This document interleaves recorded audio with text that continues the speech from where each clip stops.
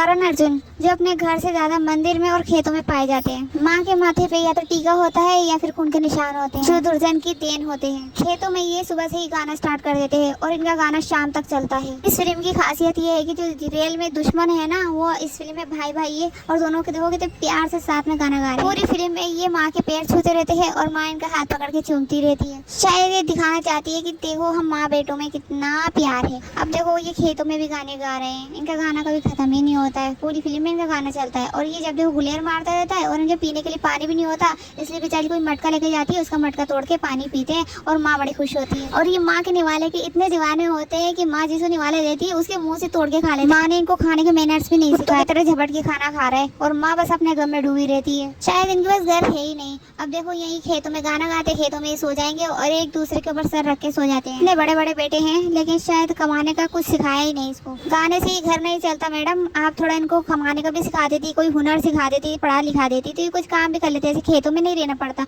अब देखो यहाँ खंडरों में लड़ रहे हैं बेचारे, देखो लकड़ियों से खेल रहे हैं, लकड़ियों से लड़ रहे हैं, इतने बड़े बड़े होकर भी बच्चों की तरह खेल रहे हैं। और यहीं पर सलमान खान की लग भी गई थी, हो सकता है ऐसी लड़ाई शुरू हो गई हो इन दोनों की। पूरी फिल्म में एक टास्क इनका और ये रहता है कि माँ के पैर पहले कौन छुएगा। मेरे ख्याल से इनकी माँ ने इनको कुछ भी नहीं सिखाया सिवाय अपनी खुद की तारीफ के। बस बच्चे है ना माँ की तारीफें करते रहते हैं और दीवारों पे अपना नाम लिखते रहते हैं।